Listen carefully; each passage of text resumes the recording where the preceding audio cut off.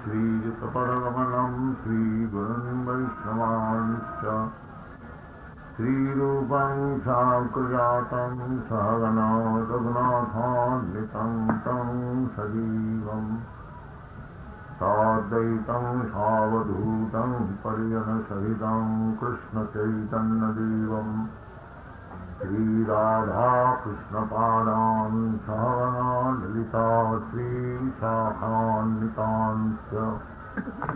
श्रीकृष्णकरुणासिन्धु दीनबन्धु जगत्पतिः गोपीश गोपिकान्त राधाकान्त नमस्ते तप्तकाञ्चन गौराङ्गी राधे वृन्दावनेश्वरी वृषभानुसुते देवी प्रणमामि हरिप्रिये वंशाकल्पतरुभ्यश्च कृपासिन्धुभ्यैव च पतितानां पावनेभ्यो वैष्णवेभ्यो नमो नमः। हरे कृष्ण। तो चैतन्य महाप्रभु जीव पर्याय कितने अलग अलग जीव का पर्याय है। जीव एक ही है परंतु अलग अलग शरीर धारण करने के लिए उनका नाम सब अलग अलग है। तो सब विभाजन करते करते मनुष्य जात वो बहुत थोड़े ही है। आप लोग जानते ही होंगे कि आपका घर में आप अकेले होंगे बल्कि और जीव जो जितने हैं वो आपसे बहुत ज्यादा है, उसका बहुत ज्यादा है। हाँ, बहुत सी चींटी है, बहुत सी मक्खियां हैं, बहुत से मच्छर है, खटमल है, हाँ छिपकली है, अनेक जीव है जो आपको घर में है, उसका अधिकार भी है, वो भी एक जीव है भगवान का। इसलिए हमारा जो स्पिरिचुअल कम्युनिज्म है वो बहुत सुंदर। भागवत में नारद जी बताते हैं युधिष्ठिर महाराज को गृहस्थ का कर्तव्य। हाँ, कहते हैं जो आपके घर में जो एक चूहा है, एक खटमल है, एक छिपकली है, समझ लीजिए एक सांप भी है, उसको भी खाने को चीज मिलना चाहिए, वो भी भूखा नहीं रहे। हाँ, इसका नाम है कृष्णकांत। जो ये बेचारी छिपकली होके हमारे कमरे में है, ये भी भूखा नहीं रहे, इसको कुछ खाने को देना चाहिए। ये नहीं है, इसको मार दो। सब भगवान के जीव है। जैसा आप लोग सोचते हैं कि गरीब को अन्न देना चाहिए, दुखी को सुख देना चाहिए, जैसा आपका वेलफेयर एक्टिविटीज, तो ये भी तो भगवान का जीव है, उसको भी तो खाने को देना चाहिए। वो भी भूखा नहीं रहे और उसको खाने को मिले है, वो आपको अपकार नहीं करेंगे। उसको खाने को नहीं मिलता है इसलिए अपकार करते। इसका प्रमाण, प्रत्यक्ष प्रमाण मैं आपको कह सकता हूं। हमारे पिताजी के बड़े भाई, उनके कपड़े का दुकान था और वो रात में दुकान बंद करने का समय थोड़ा सा चावल, इतना सेठ भर चावल, उस समय सेठ भर चावल का कुछ दाम ही नहीं था। 3 रुपया 2 रुपया मन बिकता था चावल। तो एक पात्र में सेठ भर चावल वो दुकान का बीच में रख देता था। जितना चूहे हैं वो रात में चावल खा लेता था, कपड़े को नहीं काटता। ये प्रत्यक्ष है, सब जीव का अधिकार है। ईशावास्यमिदं सर्वम हाँ, इस भागवत में कहते हैं जो कुछ संपत्ति है दुनिया में उसमें सबका अधिकार है, सब जीव का। जैसे पिताजी का संपत्ति में पुत्र का, सब पुत्र का अधिकार है, इसी प्रकार भगवान का सब चीज है, आपका नहीं है, हमारा नहीं है। ये मट्टी जो है आपका थोड़ा ही है। हम लोग जबरदस्ती कहते हैं ये हमारा मट्टी, बस आसन में भगवान का। कितने आदमी आए मर गए, कितना मुसलमान भी आए, इधर राज किया, अंग्रेज भी रहा, तो मट्टी जहां का कहाँ है? तो मट्टी उसको मतलब तो मुसलमान का ना अंग्रेज का ना आपका किसी का, वो तो भगवान का है। हाँ, इसका नाम है कृष्ण कॉन्सेप्ट। जब आदमी समझ जाएंगे कि जो कुछ दुनिया में संपत्ति है उसके मालिक भगवान, मैं नहीं। हमको भगवान जैसे रहने का सुविधा दे रहे हैं उतना ही ठीक है। हम दूसरे को संपत्ति को उसका ऊपर अपना जोर नहीं लगाए। ईशावास्यमिदं सर्वं यत्किंचित् जगत्यां जगत् तेन तप्तेन भुंजीथा मा द्विधा कस्यति धनम। ईशोपनिषद, इसका नाम है कृष्ण कौन। सब चीज भगवान का है। हमको जितना भगवान दिया है उतने में हम संतुष्ट रहेंगे, और बाकी समय भगवान से हमारा जो संपर्क है उस विषय में चर्चा करूंगा। दूसरे का विषय में, किसी दूसरे का विषय कैसे लिया जाए, उससे कैसे, इसका नाम है मत्सरता। और जो मत्सरता जिसका पास है नहीं, देश है नहीं, जो वो क्यों तरक्की कर रहे हैं, उनको हम ले लेंगे, वो संपत्ति हम हाथ में ले लेंगे। ये जो मत्सरता है भौतिक जीवन है। और जिसका पास ये मत्सरता है नहीं, वो जो जानते हैं जो भगवान का ही सब चीज है, भगवान जिसको जो दिया है वो अपना भोग करे, और माँ मुझको भी जो कुछ दिया है उससे हमारे संतोष है। इसका नाम है परमहंस। वो किसी का उत्कर्ष में वो दुखी नहीं होते। भगवान देव को जो दिया है ठीक है, हमको भी जो दिया है। तो ये मनुष्य जाति का कर्तव्य है। हाँ, वेद में यही कहते हैं, जैसे ईशोपनिषद वेद है, ईशावास इदम सर्वम, तो भगवान की संपत्ति है। इसलिए भगवान का संपत्ति है, और सब जीव भगवान के ही पुत्र है। इसलिए सब जीव का बचने का, खाने का अधिकार है भगवान की संपत्ति में। बाकी हम लोग सिविलाइज में है। हम लोग कहते हैं दरिद्र नारायण को सेवा करो, और छाग नारायण को स्लटर हाउस में भेज दो और काट के खा लो। ये नहीं, इसका नाम कृष्ण कॉन्शियसनेस नहीं है। कृष्ण कॉन्शियसनेस सर्वभूत स्वीदम सर्वभूताना, सबके मित्र है, सबको चाहते हैं सुखी देखने के लिए, वो मनुष्य सब होता है। ये है स्पिरिचुअल कम्युनिटी। सबको खाने को मिले, सब खोए, सर्वे सुखी न भवन्तु, ये वेदिक सब सुखी है। तो वो जो सिविलाइजेशन है उसका नाम है वैदिक सिविलाइजेशन। उसी का विषय हम लोग प्रचार करने के लिए प्रयत्न करते हैं कि सब सुखी रहे, और सुखी होकर के भगवत ज्ञान लाभ करे, जो उसका आवश्यकता है मनुष्य जीवन। मनुष्य जीवन है एकमात्र काल है कि भगवान से हमारा जो संपर्क है वो जो हम भूल गया, टूटा नहीं, टूट नहीं सकता।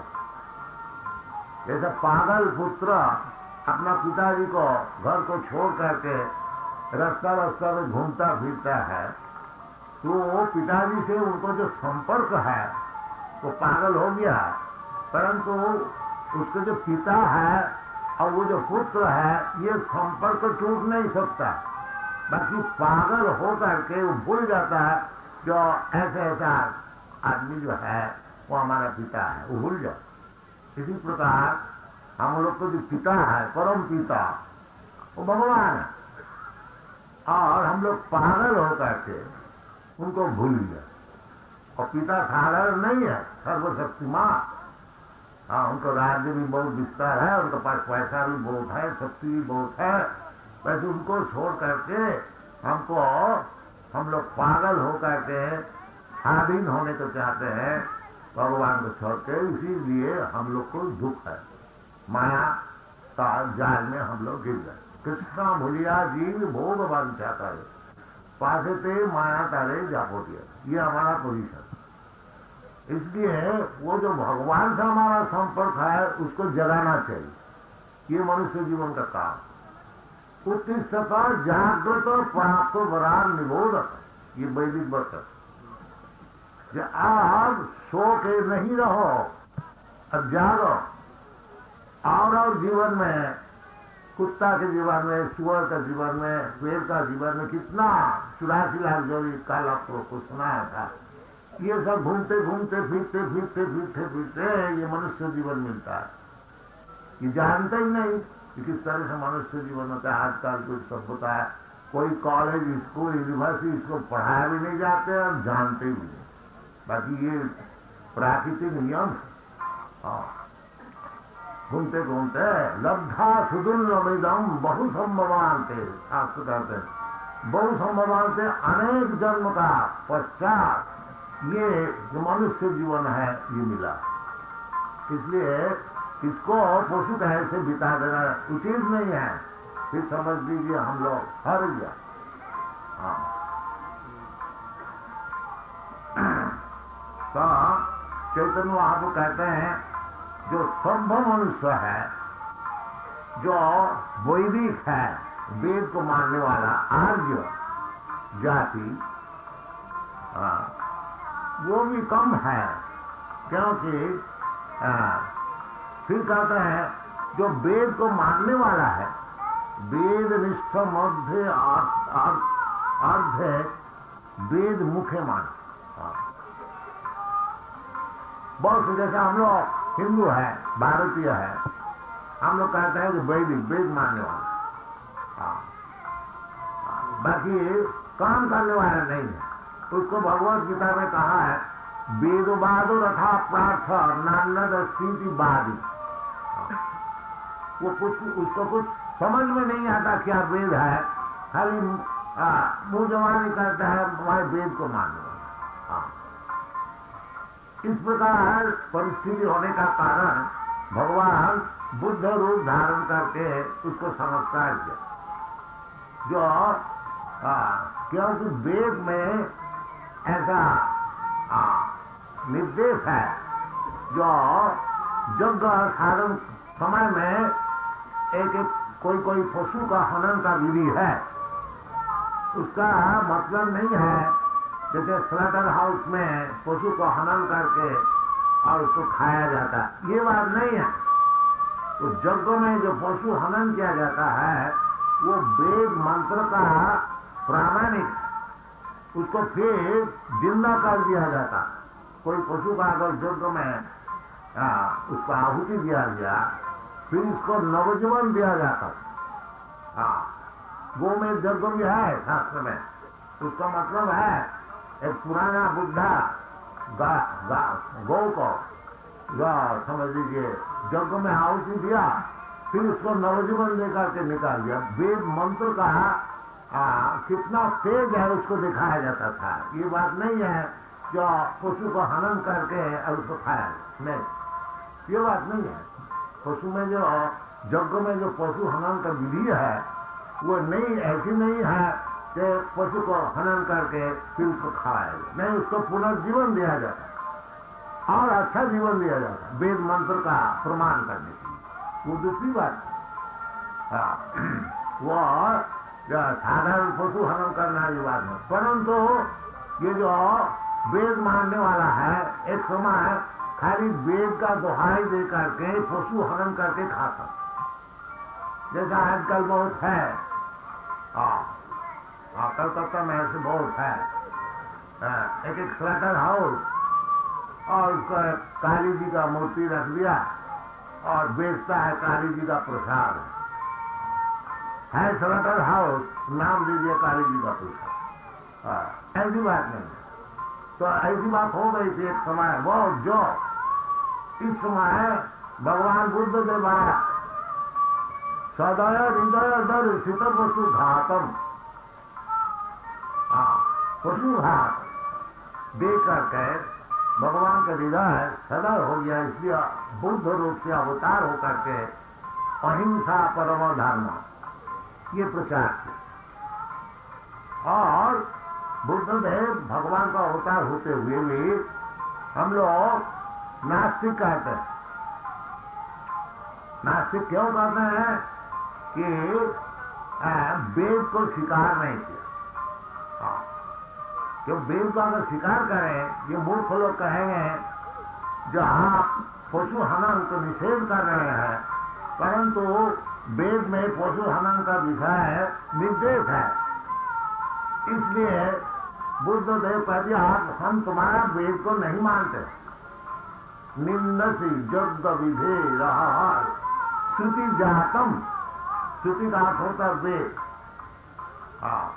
तो कहते हैं हे भगवान बुद्धदेव आप कृष्ण का अवतार है, केशव अधित बुद्ध शरीर जय जगदीश है, ये वैष्णव का गीत है, जयदेव। तो वैष्णव जानते हैं, और कोई आदमी कहते हैं बुद्ध को नास्तिक, क्योंकि विचार से नास्तिक होगा। हम लोग को नास्तिक किसको कहते हैं? जो वेद को नहीं मानते हैं, उसका नाम है नास्तिक। वेद ना मानिया बौद्ध होइल नास्तिक। तो ये जो बुद्ध धर्म प्रचार किया जाता है, भारतवर्ष में से ही हुआ था, गया प्रदेश में, और बुद्धदेव का विषय वर्णन भागवत में भी है। चिकितेषु भविष्यति। तो भगवान अवतार और वेद को नहीं मानते हैं, ये किस प्रकार है? तो क्योंकि उसको ऐसा पॉलिसी लेना ही पड़ा, क्योंकि जो तथाकथित वैदिक है, जिसका विचार चैतन्य महाप्रभु कर रहे हैं, वेद मुखे माने, सिंपली दे एक्सेप्ट वेदास और लिव सिंपल। असल में कोई वेद का जानते ही नहीं। इस प्रकार व्यक्ति बहुत, और जो असल जानने वाला वेद है वो भी बहुत कम। ये चैतन्य महाप्रभु का विश्लेषण, वेद निष्ठ मध्य अनेक वेद मुखे मान, और वेद मानने वाला जो है, कहते हैं हम लोग वैदिक है वेद मानने वाला, क्योंकि कोई वेद जानता ही नहीं क्या वेद का विचार, केवल मुंह से मानते हैं हम वेद।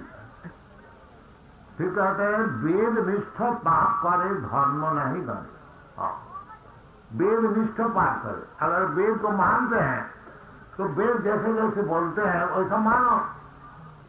वेद ऐसा नहीं कहता है जो तुम घर में पशु हनन करो कि एक दुकान खोल दो, पशु हनन का विषय है तो यज्ञ में पशु हनन करो।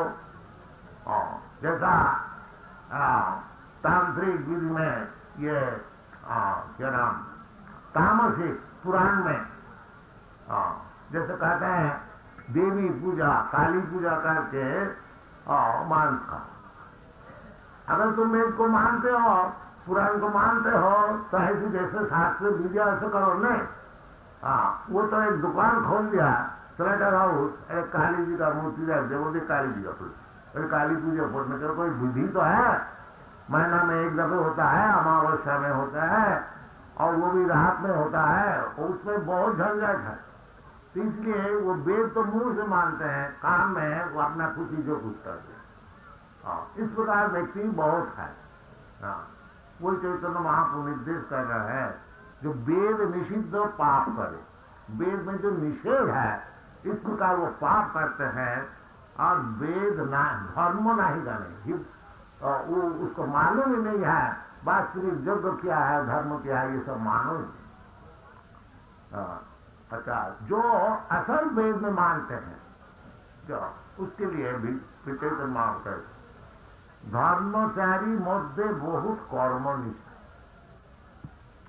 जो अगर वेद को मानने वाला है उसके भीतर ज्यादा कर्मी होते हैं।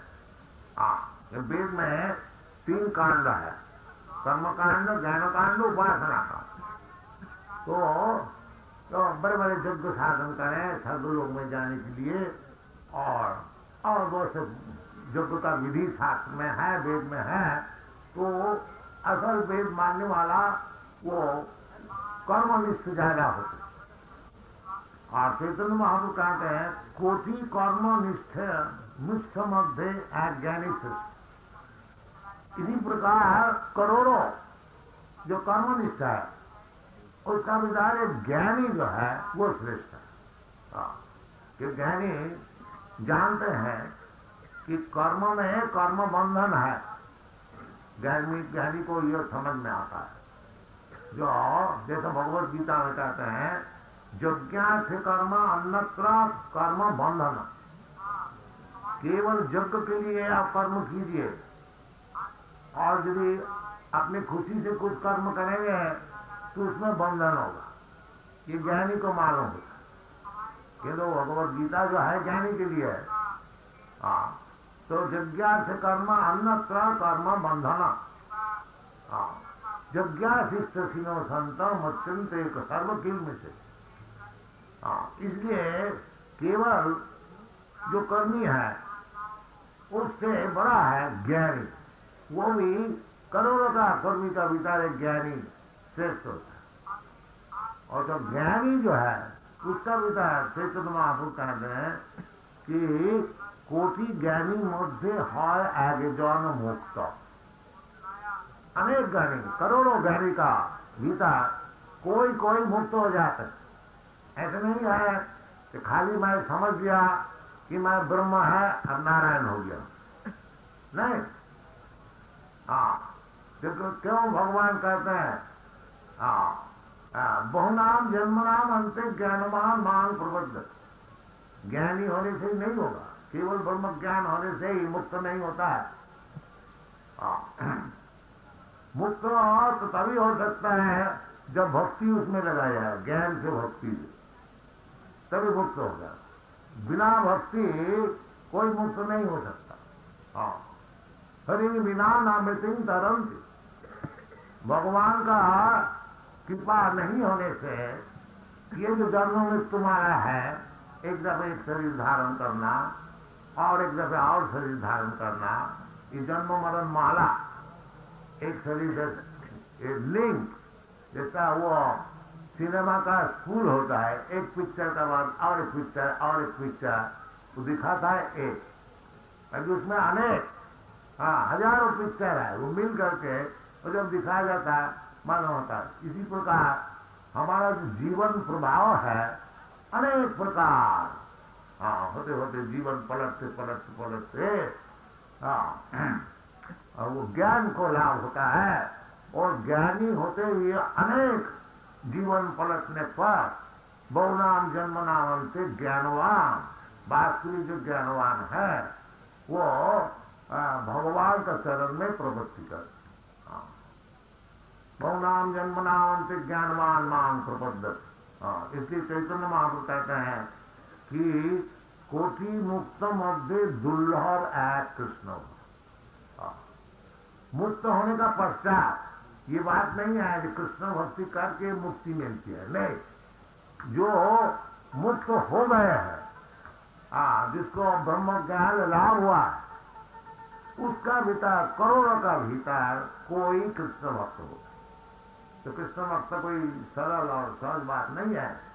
इसलिए भगवान भी कहते हैं भगवत गीता, बहुनाम जन्मनाम ज्ञानवान मांग प्रबद्ध वासुदेव सर्वनीति स महात्मा सुदुर्लभ। इस प्रकार जो महात्मा है अनेक जन्म ज्ञान की चर्चा करते करते भगवान कृष्ण का चरण में आत्मसमर्पण करते हैं। इस प्रकार जो ज्ञानवान व्यक्ति है वो महात्मा, इस प्रकार महात्मा बहुत सुदुर्लभ। इस शास्त्र के भीतर भक्ति ऐसी चीज नहीं जो जैसा साधारण आदमी समझते हैं जो भक्ति से मुक्ति होती, नहीं। मुक्ति का बाद भक्ति। मुक्ति का अर्थ होता है जैसा बहुत जगह आप लोग बताया, मुक्ति का अर्थ होता है स्वरूपेण अवस्थिति।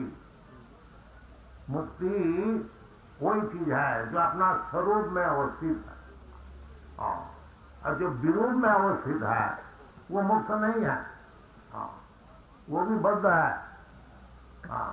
वो स्वरूप का अवस्थिति जो है, ये भगवद गीता में भगवान स्वयं बताते हैं, जो बहुनाम जन्म नाम पे ज्ञानमान मांग प्रबुद्ध। जब भगवान का चरण में प्रवृत्ति करे, वो ज्ञान का आखिरी लाभ है जिसके द्वारा वो भक्त होते। और भी जगह बताते हैं, ब्रह्मभूत प्रसन्नात्मा न सोचती न कांक्षति समस्त सर्वेषु भूतेषु मदभक्ति लभते परम। ये सब विचार है। तो चैतन्य में वही विचार कहते हैं, जो कोटि मुक्त मध्य दुर्लभ कृष्ण, अनेक मुक्त हो गए हैं जिसको ब्रह्म ज्ञान लाभ हुआ। इस प्रकार करोड़ों मुक्त जो व्यक्ति है, जो अहं ब्रह्मास्मि, मैं भौतिक वस्तु नहीं है, मैं तो चिद वस्तु ब्रह्म वस्तु है, इस प्रकार जिसका पूर्ण ज्ञान लाभ हो गया उसको मुक्त कहा जाता है। और इस प्रकार करोड़ों मुक्त का भीतर कोई कोई कृष्ण को जानते हैं, कृष्ण का दुर्लभ कृष्ण भक्त। तो जितना शुद्ध कृष्ण भक्त जो है, अन्ना विलासिता सुन्नम, शुद्ध कृष्ण भक्त का ये प्रमाण वचन है। अन्ना विलासिता सुन्नम ज्ञान कर्माद अनावृतम आनुकूल्येन कृष्णानुशीलनम भक्ति उत्तमा। ये उत्तम भक्त का परिचय है, जिसका और कोई अभिलाषा है नहीं, केवल भगवान की सेवा जिसकी इच्छा है, और कुछ इच्छा नहीं है। अन्नाविलासिता सुन्न, और ज्ञान कर्म आदि में आकृष्ट नहीं है। कर्म का आकृष्ट है, जो अच्छा काम करेंगे, पुण्य काम करेंगे, स्वर्गलोक में जाएंगे और भोग करेंगे, इसका नाम है कर्म। और ज्ञान का मतलब होता है जो कर्म करके जब परेशान हो जाता है तब भगवान से एक हो जाए, merging into the existence of the absolute truth। उसका ज्ञान भूमिका। तो भक्ति जो है कर्म भूमिका ज्ञान भूमिका से और है। और सब प्रकार अभिलाषा, अभिलाषा क्या चीज है? अभिलाषा ही हम लोग जो दुनिया में है, केवल भोग की अभिलाषा, किस तरह से भोग और करेंगे और करेंगे, ये भौतिक अभिलाषा। इस प्रकार अभिलाषा से सुनना और ज्ञान और कर्म से और आगे जो व्यक्ति है, केवल अनुकूल लेना कृष्णानुकूल, अनुकूल भाव, अनुकूल का भाव यही है जिस तरह से भगवान कृष्ण संतुष्ट है, इस प्रकार कार्य करने से, सेवा करने से आनुकूल्य कृष्ण वो उत्तम भक्ति है। इसलिए चैतन्य महाप्रभु इस प्रकार व्यक्ति करोड़ों मुक्त का भीतर शायद एक मिल गया। चैतन्य महाप्रभु कहते हैं कोटि मुक्त मध्य दुर्लभ है कृष्ण भक्त। कृष्ण भक्त निष्काम अतएव शांत, भुक्ति मुक्ति सिद्धि कामी सकली अशांत। शांति और शांति, सब शांति चाहते हैं। तो शांति जैसा आप लोगों को कई दफे सुना है, शांति का जो फॉर्मूला है, वो तो भगवद गीता में भगवान बताते हैं कि भोक्तारम जगतवथाम सर्वलोक महेश्वरम श्रीराम सर्वभूतानाम ज्ञाता मां शांति निश्चय। ये भगवान एकमात्र भोक्ता है, भगवान एकमात्र मालिक है, भगवान सबके सुहृद है। इस प्रकार ज्ञान जिसका हुआ है और जो भगवान ये सब कुछ है, वो उसको शांति मिल सकती है। चैतन्य महाप्रभु भी कहे हैं इधर कि कृष्ण भक्त निष्काम, कृष्ण भक्त का कोई कामना नहीं है। क्योंकि अन्नाविलासिता सुंदम, उनको कोई कामना ही नहीं है। अन्नाविलासिता सुंदम ज्ञान कर्मावनावृतम, वो ज्ञान का जो फल मिलता है और कर्म का जो फल मिलता है उसके भी वो भी नहीं चाहते हैं। चैतन्य महाप्रभु जैसा अपना शिक्षाश्रम में बताए हैं न धनं न जनंग न सुंदरी कवितांग जगदीश कामये ममो जन्मनि जन्मनि ईश्वरे भवताद भक्ति रहित गीत। ये वैष्णव जो शुद्ध भक्त है वो उसके प्रार्थना यही है, जैसे चैतन्य महाप्रभु सिखाते हैं, न धनांग न जनांग न सुंदरी कवितांग वजा। दुनिया में क्या चाहते हैं कर्मी लोग? खूब धन चाहते हैं और लीडर होने चाहते हैं, जन्म, उनको पीछे पीछे बहुत आदमी चले, बड़ा लीडर हो जाए, ये चाहते हैं, और धन चाहते हैं, और सुंदर स्त्री चाहते हैं। ये सब भोग का विषय है, लाभ पूजा प्रतिष्ठा। तो वास्तविक जो शुद्ध भक्त है वो कहते हम ये सब चीज नहीं चाहते। और कहते क्या, मम जन्मनि जन्मनि। जन्मनि जन्मनि का अर्थ होता है जो मुक्ति भी नहीं चाहते, क्योंकि मुक्ति हो जाए तो फिर जन्म कैसा हो। तो जन्मनि जन्म, कहीं भी जन्म हो, भगवता भक्ति रहित की पे, बिना कारण से केवल भगवत भक्ति रहे, ये भक्त का प्रार्थना है। इसके लिए वो निष्काम उसको कहा जाता है। कृष्ण भक्त निष्काम, जब तक कामना रहेगी तब तक शांति नहीं। अतएव शांत जो निष्काम हो गया, अर्थात जो शुद्ध भक्त हो गया, उसका वही शांत है। और भुक्ति मुक्ति सिद्धि का भी, भुक्ति का अर्थ होता है जो दुनिया को भोग चाहते हैं, और मुक्ति ज्ञानी लोग भगवान से एक होने को चाहते हैं। भुक्ति व सिद्धि, जोगी जोगी अनेक प्रकार की सिद्धि मांगते हैं। ये सब कोई अशांत है, कोई इसको कोई किसी को शांति नहीं मिल सकती है, क्योंकि उनका कार्य है ना। जैसे आप लोग ये बैठे हैं और यदि आप घर में कुछ काम है तो आप चंचल होकर के चले जाते हैं, क्योंकि शांति नहीं है। जो चाहते हैं और कुछ भगवान को छोड़ करके, उसको कभी शांति नहीं मिल सकती। शांति उसी को मिल सकती है जो केवल निष्काम से भगवत भक्ति से सब समय नियुक्त है। वो सबसे बड़ी योगी है और वही शांत है, और किसी को शांति नहीं। Thank you.